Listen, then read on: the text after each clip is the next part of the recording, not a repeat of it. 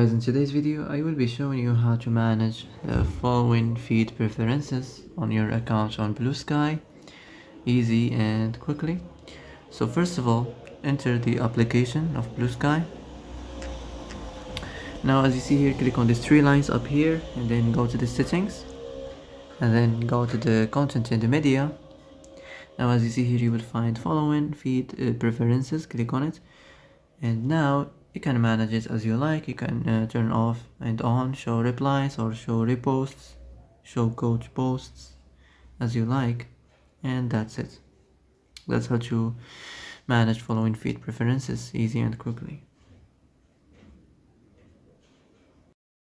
So that's it for today's video. I hope this is the answer you've been looking for. If you like this video, don't forget to like and subscribe. And that's it. See you in the next video.